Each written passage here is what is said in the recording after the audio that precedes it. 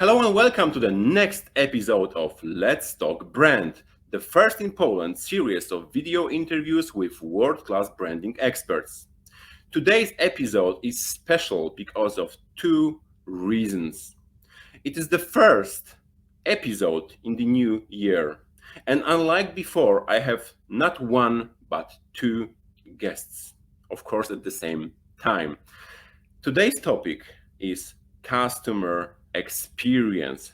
So I'm going to talk with my guests why customers stay, why customers come back. And I'm going to talk about it with Aga Szóstek and David Avrin. I'm not going to introduce them as I already interviewed them. If you want to listen to my previous conversations with this expert, just click the link above somewhere there, or you can read bio, which is below. Hope you will enjoy listening to my conversation with Aga Szóstek and David Avrin. Hi Aga, hi David. Hi. Greetings. It is so wonderful to have you both here. Actually, this is the first episode in the new year, and this is the first Let's Talk Brand episode with two guests at the same time. So this is kind of a challenge for me. But I like actually, new things. so, Yes, so yes. you mentioned offline that David was one of your first guests ever. So David, you seem to be the person who is invited first, which is really There nice we of go. you. See, that's very nice. See, here, Łukasz, the benefit of having two people, then it's like a real conversation. And I think that's the best part of this, as opposed to an interview. Let's all have a conversation together. Let's pretend we're having a nice cup of coffee and talking about customer experience, and we're inviting everybody to listen in. Okay, you have a morning coffee, we have an evening coffee. So Yes. There you go. okay. Anyway, we can just have a friendly chat, but I have prepared some questions for you, and also have some questions from my Facebook Facebook group, from my followers. And we are, and that's not surprising, we are at the beginning of the new year, and this is the first episode. So let me start with kind of the general question or warm-up question, and it is based on a description of David's book, The Morning Huddle. So it goes like this, and we will start with Aga. And what do customers and clients want, need, and expect from us? So let's start the new year with this question. Aga, Was what David your writing about this? Maybe he should be first. you're writing about this? Don't worry about the No, book. Just worry about yeah. the question. Yeah. Yeah, sure. No, I'm just laughing. So actually, I think that at the end of the day, our customers, they want to feel that they are humans and that they are basically being treated like humans. So we all look for being given a chance to be who we have the potential to be. In a sense that if I want to use a piece of technology, I want to feel competent with it, right? If I want to use something that helps me connect with my friends, I want to be able to connect with my friends in new ways, in meaningful ways, and so on and so forth. So basically, what we are looking for in any interaction with any company is that this company will help us to create a story of our lives that's actually appealing to us. That would be my answer. Okay, David, how about you?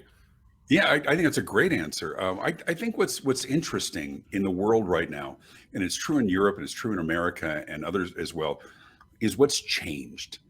I think we've always wanted to be treated well and treated like humans. And I think, as Aga said, smart companies are starting to recognize that, and they're becoming much more customer centric. But I think the other thing that we're seeing, a tremendous change that has really been happening over the last several years, is our criteria for why we buy is changing. We always sort of look for the best quality, and a lot of company leaders will talk about, they believe that their competitive advantage is their quality and commitment and caring and trust and people, and all of that's important. But the research today is showing that a new generation of customers is prioritizing speed and flexibility and accommodation and convenience today, the companies that are winning and the ones who are effectively future-proofing their engagement are the ones that are becoming ridiculously easy to do business with. Quality is almost assumed today, because if somebody wasn't good or didn't deliver good products or services or service, they would be outed very, very quickly on social media, right? That social proof. So those companies have really struggled. The ones who are successful are the ones who have great quality and they're doing well. But the ones that are standing out are the ones who are very simple to do business with. It's not complicated to use their technology, as Aga said. The ones who have learned to say yes to some pretty basic things. But we're seeing a whole new generation of conveniences, delivery, and one-click ordering, and facial recognition, so you don't have to put in your username and password. So I'm really excited. I'm excited about the future. And the smart companies are deploying technologies that make being able to do business with them anywhere and anytime very, very, very simple. All right. And on a mindset level, I think customer experience is simple. See people's needs, see them, and be empathetic and compassionate.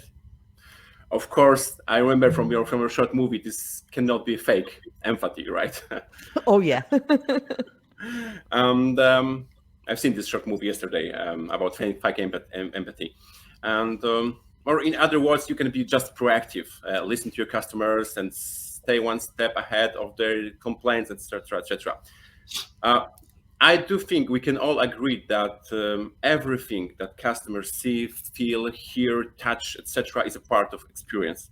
So every part of our communication, every touch point creates an experience. Still, I think it seems for me that we tend to forget how important it is, and that it's not about single transaction, and that experience can be good or bad. I mean that there can be some kind of unpleasant friction. I don't know if it's the right expression, but I understand from your books, if we want it to be good, we have to design it.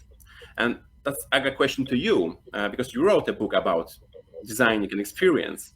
And what do you actually mean by designing experience? What should we think about? What should we consider? Oh my goodness. Question. So I know to keep I it could short. probably talk about like 3 hours here about that. But basically so there are a few things that are quite crucial. Thing number one is that we are reactive to things that are different from the standard. So basically, if a company is doing everything right, but they don't have anything that differentiates them, it's very easy to go into something which I call the transactional relationship, which basically means that I'm with you as long as it's the cheapest or the most convenient option, and hopefully both of them. But as long as someone cheaper or more convenient comes along, goodbye, see you when you get cheaper, which is basically a problem for a lot of companies, because then they have this race to the bottom with their prices, which is not the whole goal, right? Like this is not a healthy way of doing business. So what customers are looking for, they are looking for something that differentiates the company, but the differentiation needs to be both. It can be on the pragmatic level, meaning like, okay, we are much more intuitive. Like David, you said that, like this is like radically simple. Like this is this absolutely simplest way to do it. But the other thing that it's necessary, in my perception, is that there needs to be an emotional value of sorts. So like people say, okay, like I may not even be able to say why I want to deal with this particular company, with this particular brand, or with this particular product, but there's something in it. And the something, it doesn't have to be as precisely defined on the side of the customer. They can be blurry about that. However, it should be very precisely defined on the company side. So like if a company decides we want to differentiate through experience, they should say, what kind of experience? Like what is the, I call it the character of experience. So like this experience should be like people, like it should have something that you say like, okay, this person is interesting. This experience is interesting because of something. So this is something that I think is like the core thing that needs to be recognized by companies. And it sounds simple enough. However, it's one of the most difficult things for a lot of companies because it means that instead of benchmarking against the competition, they have to benchmark against themselves in the past. So basically, you build that story like this. By the way, I just have one little comment to something that you said. I even wrote it here because you said that you said something about friction, and actually, I think friction friction is not necessarily bad. Friction can be good. Actually, you can use friction to get people to realize what part of process they are in, but it has to be used very skillfully.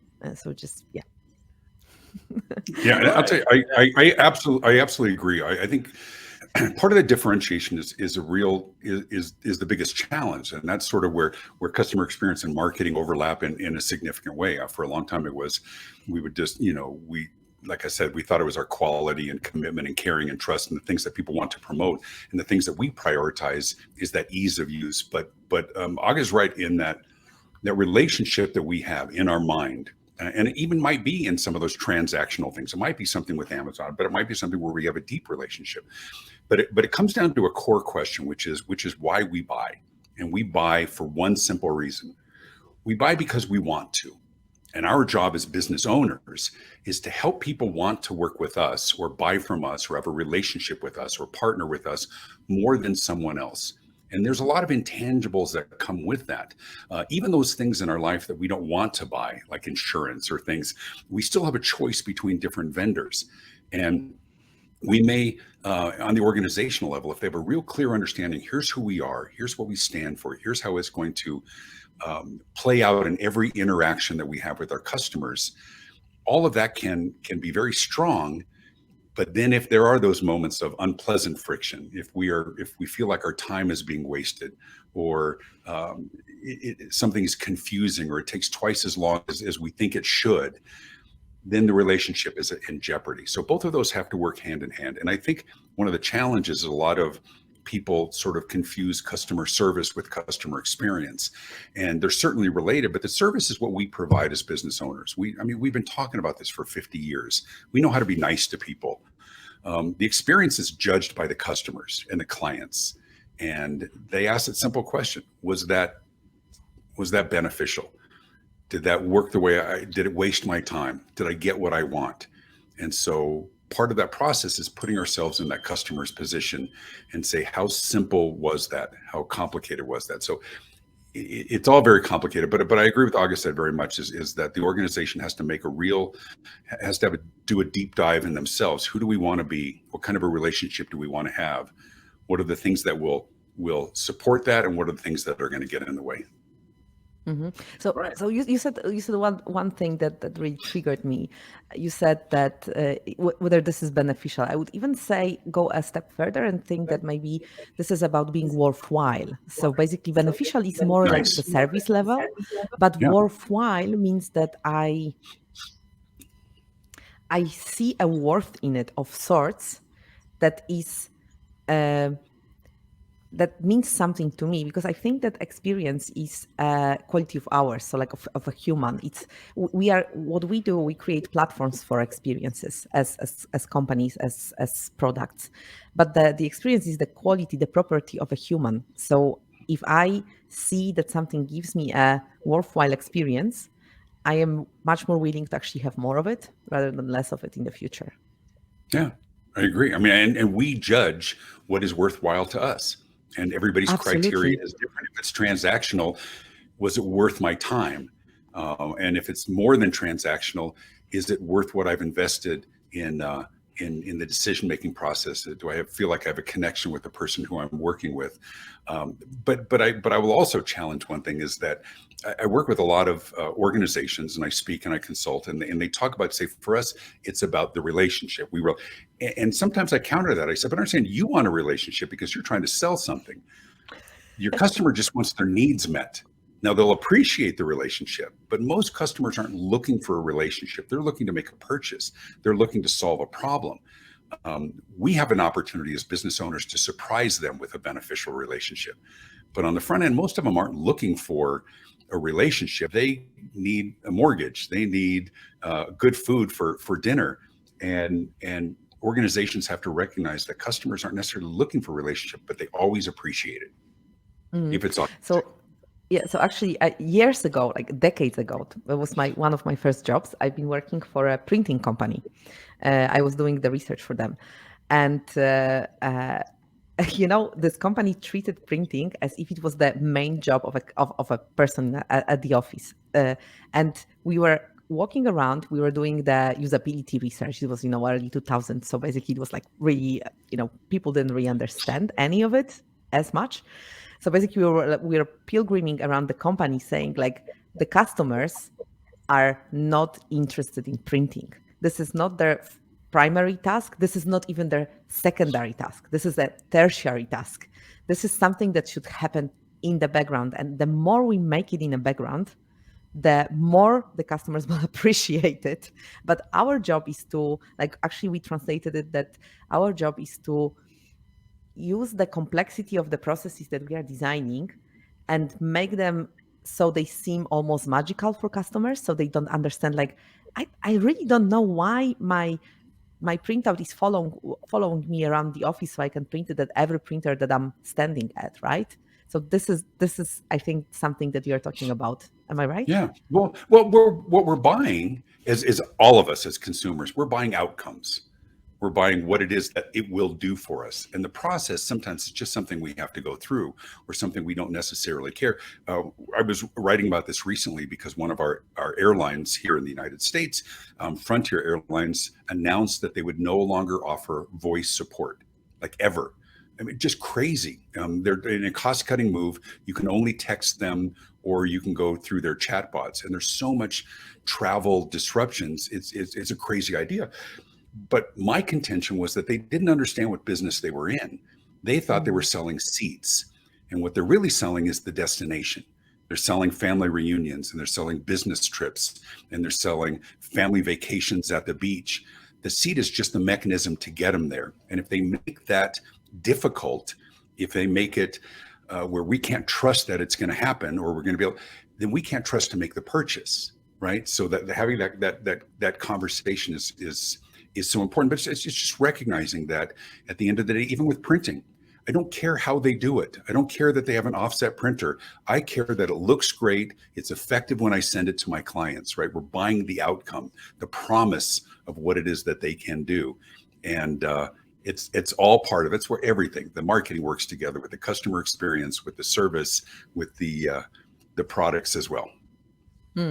So when you are talking about the airlines, I remember when COVID first started, I was invited as a moderator for a program that was supposed to help to create new value for airlines, which were like heavily disrupted, especially early on. Right.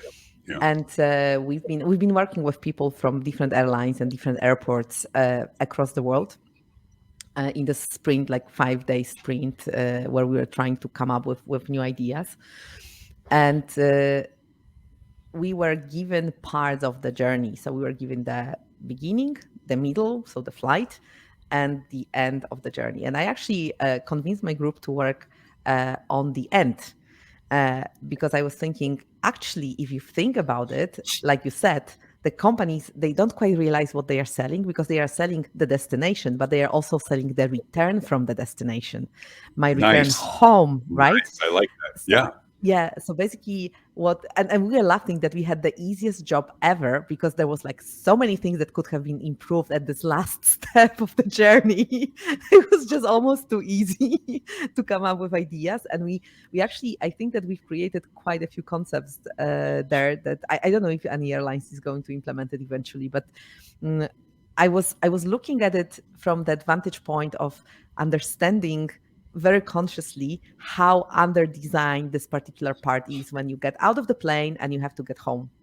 And this is like pretty cool.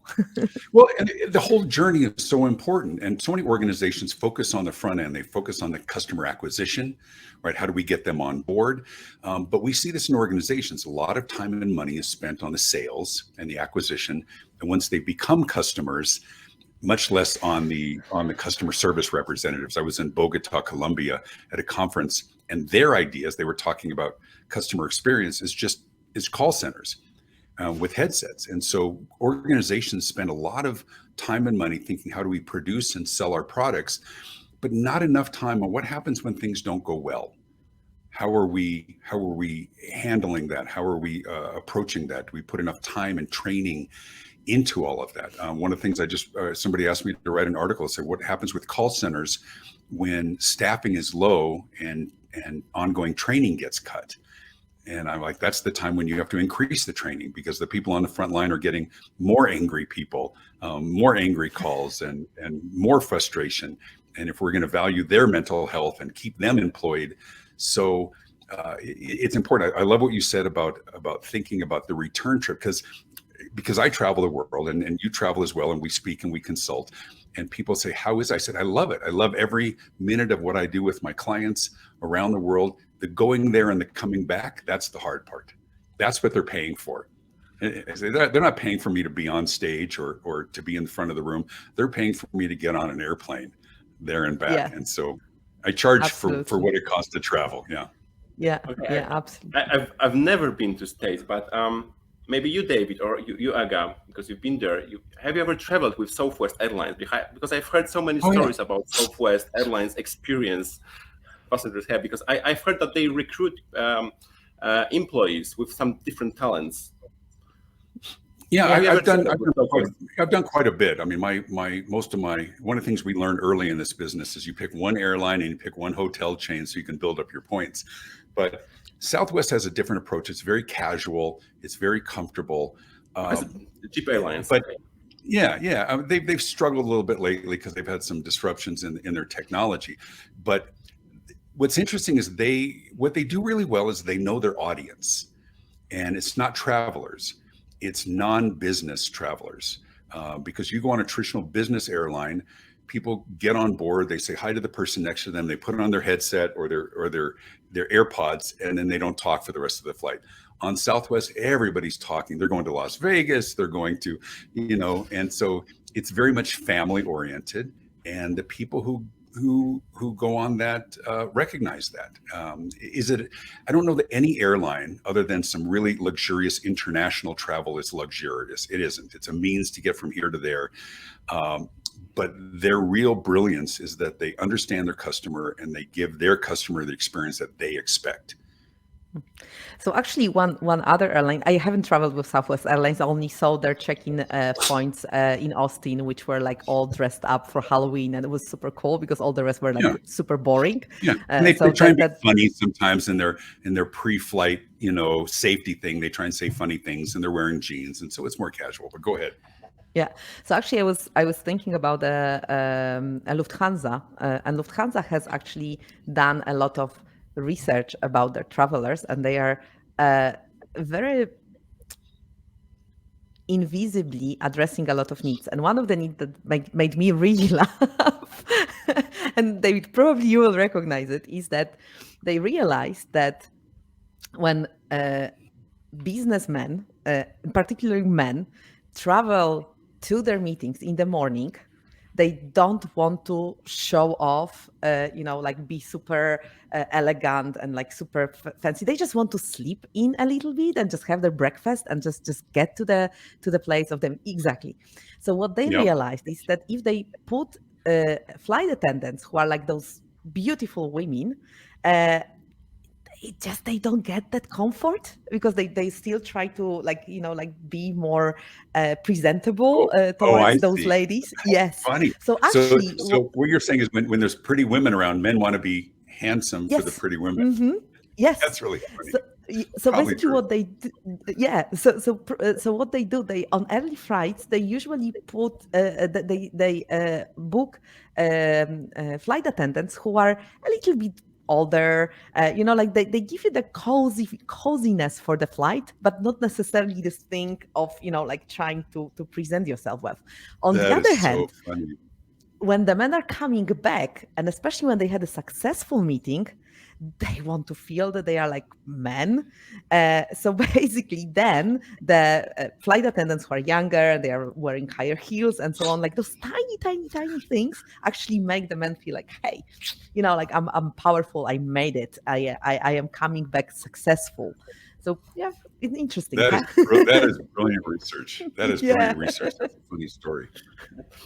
And this episode is going to be about airlines. Yeah, it seems so, right? Okay. David and Aga, you've both mentioned, but David was the first one who mentioned this, technology. I wonder if is technology a threat or an opportunity? So how to design an experience when there is no direct contact between people, but this is something, I don't know, digital, and this is some service, it's e-commerce. Is it easier when where there is no human-to-human connection, or harder, or these are just different challenges? And actually, what are the biggest challenges in delivering customer or a good experience through technology? David. Okay, I'll jump in. I have really strong feelings about this. In that, I was at a conference, and there was a panel of millennials, and they were talking about very arrogant, in their hipster beards and their black t-shirts and jeans, talking about nobody wants to talk on the phone anymore. Nobody wants to whatever. And we sat there and just smiled at them, going, you don't want to, but very few companies are serving one generation.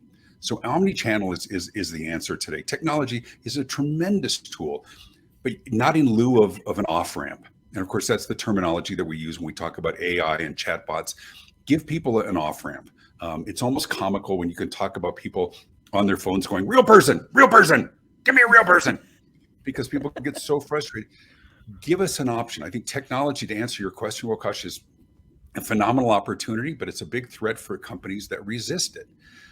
Give people options for however, we have gone from an agricultural economy to the industrial revolution and a service economy and then the information economy. And we've been immersed in what we've called the experience economy, but I think we're moving very much into the virtual experience economy. And that doesn't mean that we're all wearing virtual reality glasses. It just means that companies are expected to deploy technology that allows us to interact, engage, buy, communicate, research from anywhere, not from home, from anywhere. And the companies that are winning and the companies that are future-proofing their business are allowing us to do that. I don't expect that I can get my hair cut at 4 o'clock in the morning, but I expect that I can make an appointment to do so. And and it's so much of this third world problems that I get frustrated if I'm on an airplane and I can't get good Wi-Fi, and people say, "Oh, you're so spoiled," and I'm like, "No, I'm just in business, and I'm responsible for my employees and my family." And so, my answer is technology is phenomenal as long as it's not the only choice. It's phenomenal as long as it does what it expects us to do. And as Aga said early on, is that it's not complicated and frustrating for people to navigate all of that as well. Mm-hmm. All right. So I'll add to it. I remember when I was still a master's student, and we had it was very, there was no smartphones, there was no Wi-Fi at home to start with, right? You had to pull the cable into your computer to actually people get listening internet. to us won't believe you. There was no Yeah. Anyway, but I have funny stories about it too, because we were designing some stuff that failed because the technology was still underdeveloped. Anyway, but I remember we had lecture. We had this kind of, for students, it was some kind of mini conference organized for us as students. And we've got two speakers. One speaker was talking about distributed technology, which, and he was saying that everything will look like it looks now, meaning back then that it's without technology, but it's going to be smarter. And the other person was talking was a guy from, so this first person was one of my professors, Bill Buxton. And the other person was a person from Ericsson, who was talking about smartphones just entering the stage and how they become the computers and everything that we have today. And I remember that I was really thinking about it, and I was in Eindhoven, so we've been working on something which was called the ambient intelligence. So the idea was that everything will be smart around us. And I was thinking, how is this? How is this future going to look like? And the phones, we are already there. We are not there with the distributed technology. what is the change in my thinking and the change in thinking about this intelligence in everything is that before it was assumed that this intelligence will be like universal, so like these things will basically have all the scenarios in them. What happened afterwards was that it was translated into being adaptive. And I think that this is a really good change. And to your point, David, the technology that's intelligent on its own means that this technology can stand alone, that this is something that sort of rules us. So if I cannot, I cannot overwrite it in any way, be it by myself or be it by another person from the company that's going to help me in my very unusual case that they didn't script for this particular technology. Exactly. When you have an adaptive technology, the adaptive technology understands that it has scenarios for 80% of the cases, and this is perfect. Like, this is a real saving for a company. But if things go wrong or if things are unusual, those cases should be redirected to a human. So I think that technology gives a lot of great potential. Like I was even calling in here and I was checking my microphone and my headphones, and there's this button to check whether the headphones are working, and there was a little song singing like da da da da da. I think that you are hearing me, so you are ready for the call, which was like super nice. It's a nice use of technology. It was actually made. It was nice tune made for this particular case. This is not a piece of music that I've known before. Great way to use it. However, there are situations where there is need on our part, on a human part, that we need more than the technology can give us today. And of course, this will change over time. So the technology will be more and more powerful in the sense that it can answer more and more our questions and help us in different ways. However, at the same time, we as humans have a tendency to get ourselves in very complicated situations.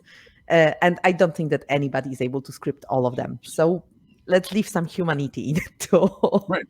And I think you make a really good point that there two things will get better. Number one, the technology will get better, and artificial intelligence will continue to learn and adapt and be able to account for more scenarios. But also an older generation that are not technology natives will ultimately die off, and that everybody will have some experience with technology.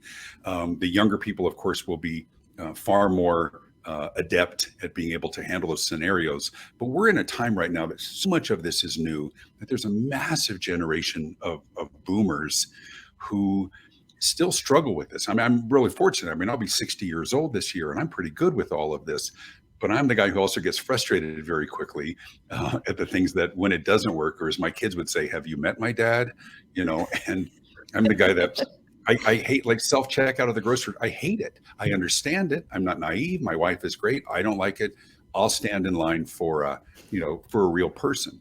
But the people behind the scenes of the organizations have to recognize that, at least for the time being, they have to provide options for every way that somebody wants to do business. Isn't it interesting? And I think you both find this interesting that there's some organizations, it's really difficult to pay them. Like, I'm trying to make a payment and I can't do this, or they won't take through. I'm like, it's maddening to me that organizations would make it difficult to pay them, let alone communicate with them. And so technology, we just got to make sure it's a tool and not a crutch. Yeah. So I'm just very much resonating with what you said. I've been consulting with a company which is trying to redesign their stores, and long story, and I don't want to go into details, but one of the things they have, and I think that this is the only option they have, is like the self-check-in, self-checkout. Right. And I went there to kind of get a feeling. They have few stores in Poland, so I went to one of them, which is nearby my place, and I checked how it feels to be there. And there was a lady, like an assistant, and I was looking for something, so I asked her, and I had an impression that she was more like a troubleshooter. So her role was to sort of supervise the technology in order to be sure that the payment is made. Well, to train their customers on using their systems. That's what they're there for, right? They're there. We don't get paychecks, but they're training us on to do their job. Absolutely. Right. Yeah. And I was thinking, as I was looking at it, because I was looking at it from a design perspective rather than just for just annoyed customer perspective only. And I thought, this is an opportunity to change this role of this assistant from a troubleshooter to a concierge. So she doesn't have to be Nice. gone. She can have a very different role in this context that I'm in, and she can have the tools and the attitudes and the way of acting and the space for helping me and convincing me that I want to come back there because I'm really well served, rather than be the person to tell me third row, bottom shelf, right? Right. Right. Which doesn't really help. Yeah. All right. Aga, you said the experience is on the side of the customer, and okay, my question is, can we design what people will remember? Because as I understand, it's not about the experience, it's about what people will remember after the whole experience. And can we design what people will remember? How do we know if they remember what we want them to remember? So there are two points to that. One point is that we can create the conditions for the experience to happen in a certain way. But often the experience depends on our emotional state, our busyness. There's like hundreds, if not thousands of factors that are going to influence how we experience something. And if you think about, let's use the airplane story again. If you think about buying tickets at different stages, you can have the evening with a glass of wine and you're choosing your holiday destination and you're buying the ticket. Or you've been invited to a call, you kind of confirmed it at the last time, you are crazy busy with other projects and you have to book this freaking ticket and you just want to have it over with. Very different states of mind and very different emotional approach to this. However, there are elements, and this is Kahneman's work, there are elements that are making the experiences more memorable than less memorable. And there are like three elements that are important. One element is the first impression.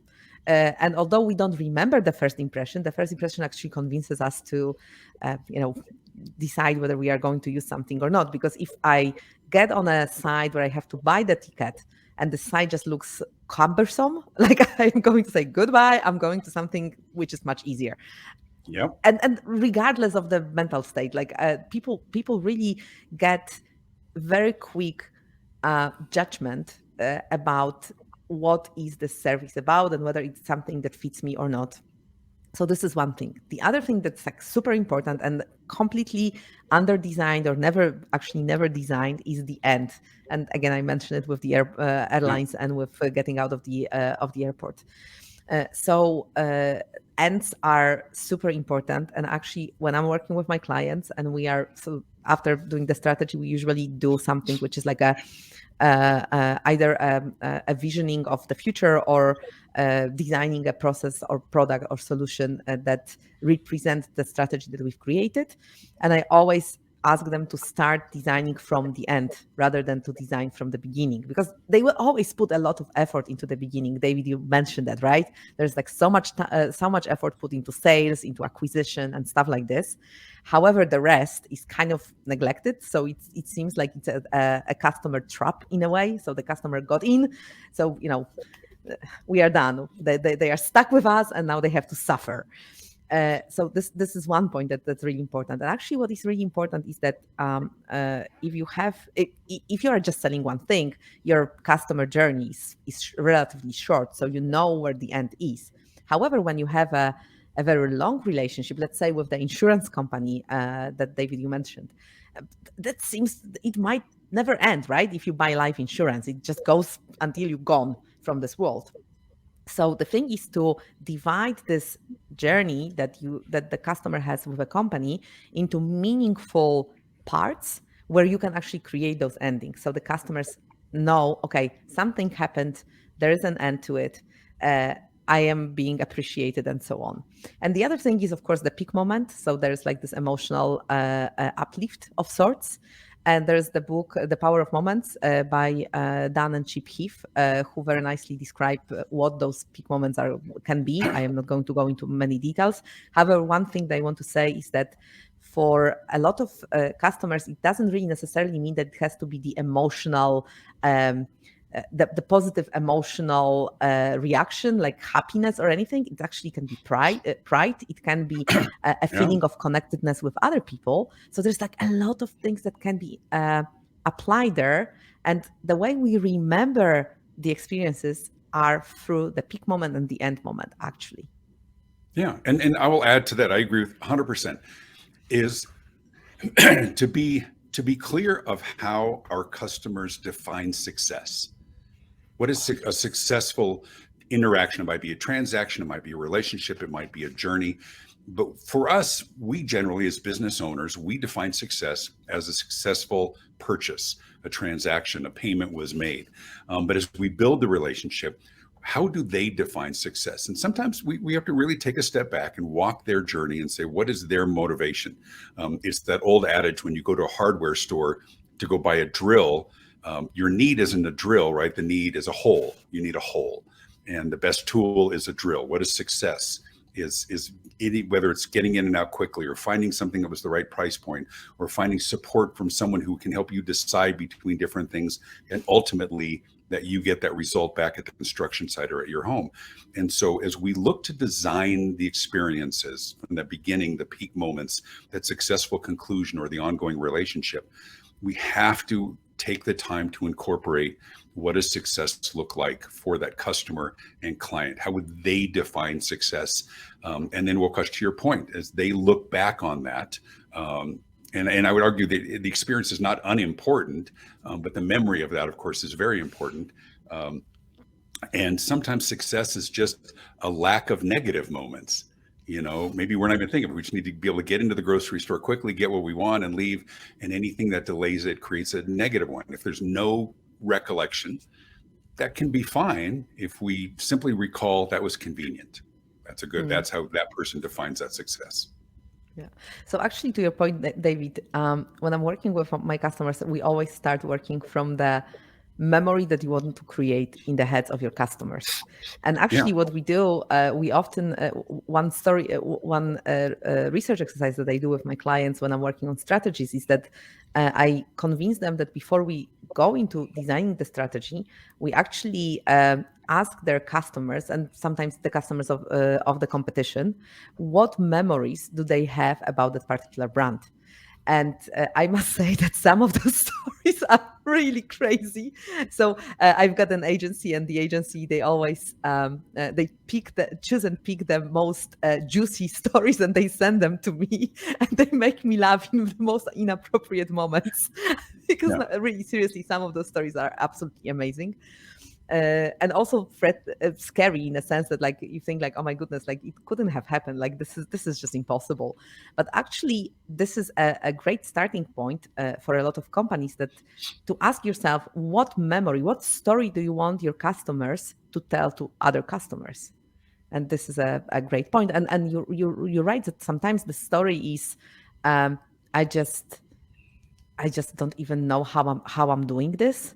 And as much as those companies might want to build this extensive relationship with plenty of touch points and connections and so on, if that's the success story, if this is the memory that people are looking for, perhaps it might be wise to listen to that and just do this.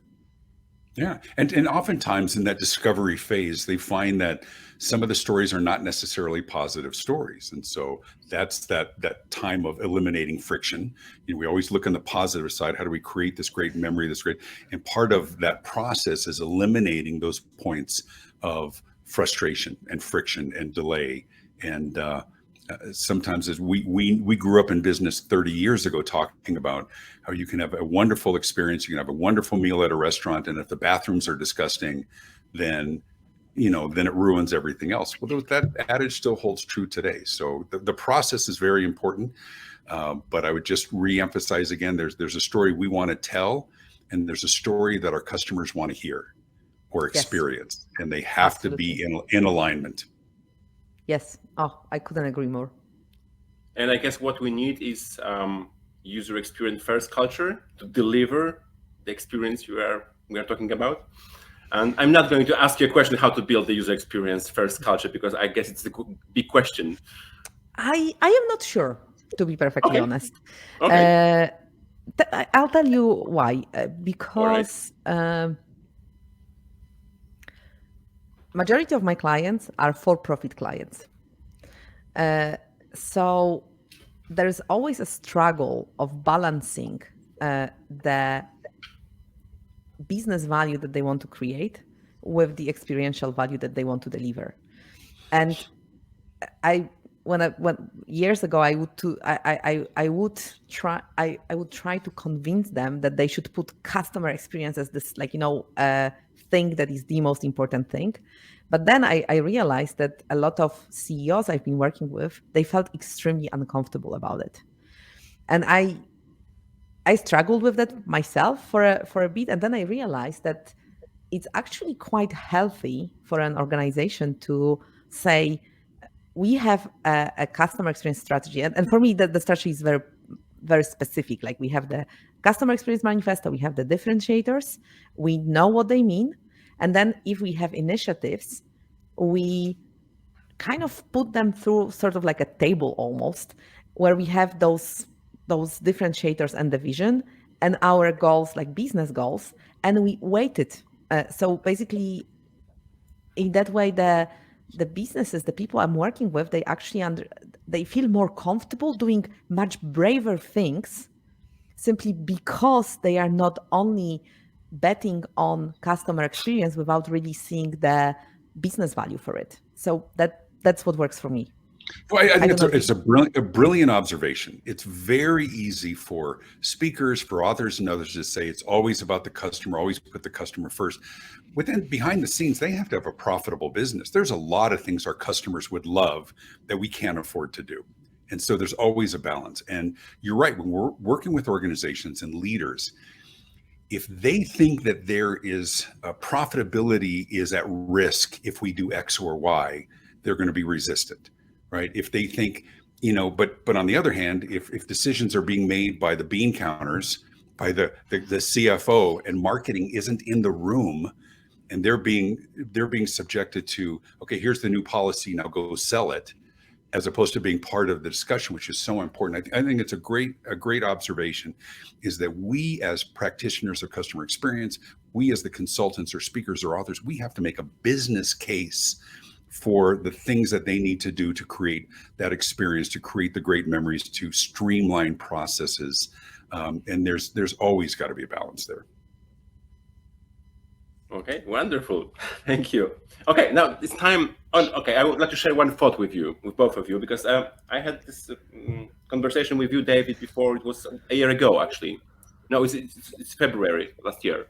And sure. I don't know, it was a month ago, Aga, with you, this conversation we recorded. And while just recording with Aga, I had this thought that I know someone who has this similar energy and a similar smile. And then I thought, oh, it's David. And it's wonderful because you both are talking about customer experience, and you're very similar for me. Okay, because when I was talking, we had this interview with Aga, and I had this really nice thought. Okay, I know someone who has the same energy, and it's wonderful to look at you and your energy. And it's a good experience. Actually, I don't know, David, if you agree, but I see a lot of people working in customer experience who actually have good energy. I think that maybe there is a certain sensitivity that's necessary to work in the field that actually makes a lot of people in that field be on the, I would say, the more nicer side of human nature than less. Well, I think it's a good observation, because there's so many aspects to business, right? There's the hard crunching numbers part. There's the operational part, the logistics, which are so important. But when it comes to the human centered, and it's not always human centered today, of course, it might be technology as well, but the people on the other end of the transaction are humans who are dealing with the technology.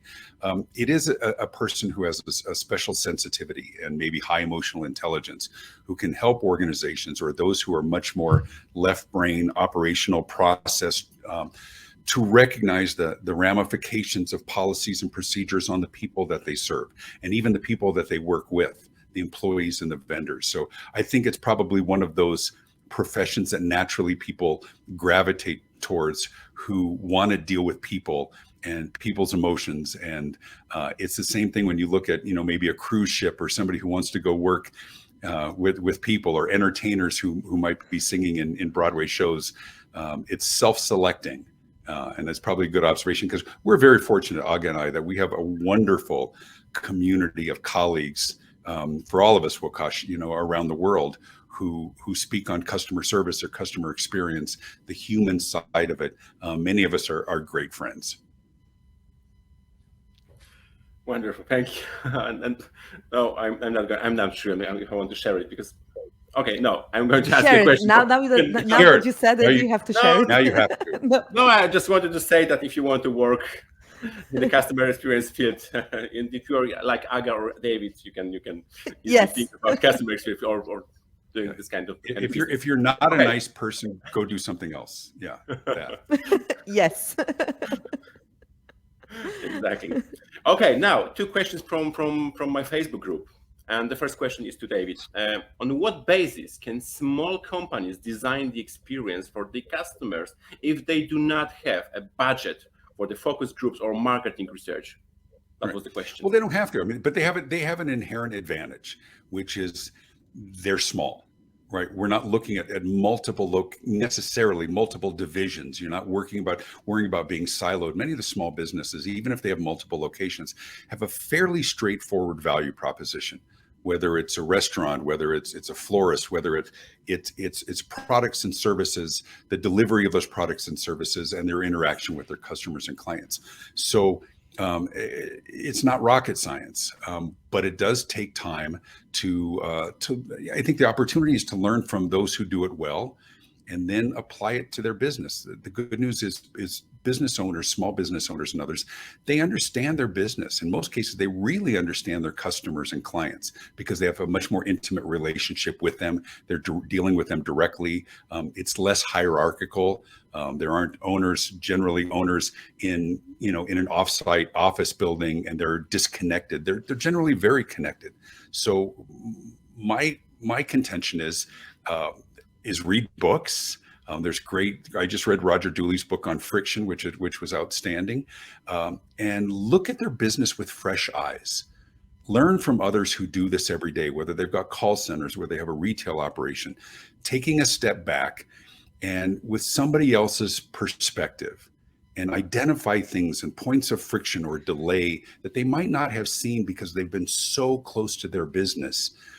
It actually can happen very quickly. They don't need to have a big budget or big research effort, because most of the things that they can do don't necessarily cost money, but they require attention, and they require intention and overseeing and consistency with their people.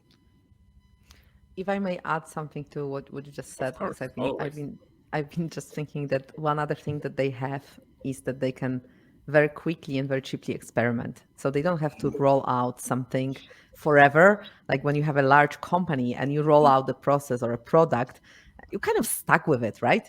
But if you are yes, exactly. Yeah. Make sure. So do that research. But if you're a small company, like you said, a florist or a restaurant, you can actually try things out. And if they don't work, just pack them, box them, put them away, and just do something else. So it's much easier to experiment there. Mm-hmm. Kind of a fast check. Okay. Yeah. Okay. So the second question, Aga, to you: what kind of experiences should brands care about the most? Oh my goodness. I know. What can I do? How much time do we have? Yes, exactly.